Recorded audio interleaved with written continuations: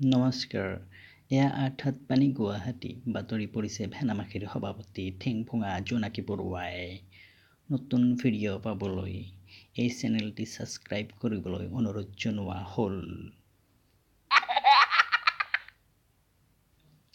বিবাহ যাত্ৰীৰে পৰিপূৰ্ণ বাছগাড়ী এখন বকমুৱা হৈ যাওঁতে ভেকুলী এটাৰ লগত খুন্দা খাই জালুকবোৰাৰ পিঁয়াজ খেতিত পৰে। এই দুৰ্ঘটনাত কোনো মানুহ হতাহত হোৱাৰ বাতৰি এতিয়ালৈ পোহৰলৈ অহা নাই। কিন্তু পৰিতাপৰ বিষয়ে পিঁয়াজ খেতিত থকা 200ৰো অধিক এন্দুৰ আহত হৈছে। আহত এন্দুৰবোৰক চিকিৎসাৰ বাবে চৰকাৰৰ ফালৰ পৰা কেইবা হাজাৰ মেকুৰী নিয়োগ কৰা হৈছে।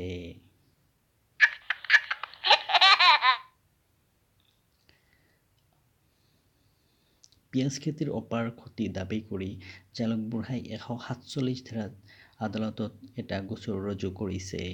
আদালতত জালি-জাৰি চাই তেওঁ ক্ষতিপূৰণ হিচাপে 2টা জলকীয়া, এমুঠি নিমখ, 10 গ্ৰাম চাউল আৰু নগদ 5 টকা দিবলৈ নিৰ্দেশ দিয়ে।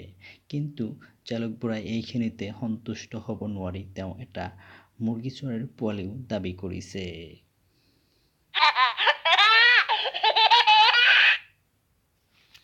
যোৱাকালি মিৰ্জাৰ মুখ্যমন্ত্ৰী ড টিকৰিঘোলা বৰ্মনে চৰাঞ্চল ভ্ৰমণ কৰিবলৈ গৈছিল। তেওঁৰ বাহন আছিল ঠেলাগাড়ী। তেওঁ ঠেলাগাড়ীত বহি থকা সময়ত হঠাৎ ঠেলাগাড়ীখন পিছলি নদীত পৰে। লগে লগে 2টা মিছামাছে তেওঁক পাতালপুৰী ভ্ৰমণ কৰিবলৈ লৈ যায়। পাতালপুৰী ভ্ৰমণ কৰি থকাৰ সময়তে তেওঁ অজানিতে ভৰি দুখন তাতে থৈ আহে। যেতিয়া তেওঁৰ ভক্তবৃন্দই তেওঁক পানীৰ পৰা তুলি আনিছিল তেতিয়া তেওঁ যথেষ্ট পানী খাইছিল। সেয়ে 3টা বনৰীয়া হাতীৰে গচকি গচকি তেওঁৰ পেটৰ পৰা পানী উলিয়াই দিয়া হৈছে। বৰ্তমান তেখেতৰ ভৰি দুখনত গৰুৰ ঠেং, হাতুৰী আৰু গজালৰ সহায় লৈ লগাই দিয়া হৈছে।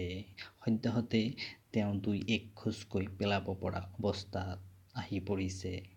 তেওঁৰ আচল ভৰিৰ স্মৰণত অহাকালি বিশ্ব শক দিৱস পালন কৰা হ'ব।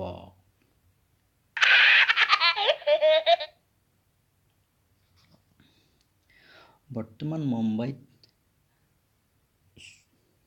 অসমীয়া ছবিৰ শ্বুটিং চলি আছে।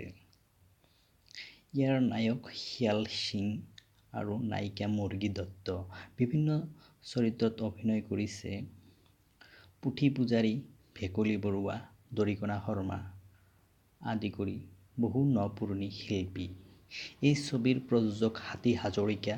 ছবিখনত কণ্ঠ দিব কুকুৰদেৱ বৰ্মন, মেকুৰী মিয়া, কাউৰী কাকতি আৰু দামুৰী চলিহাই।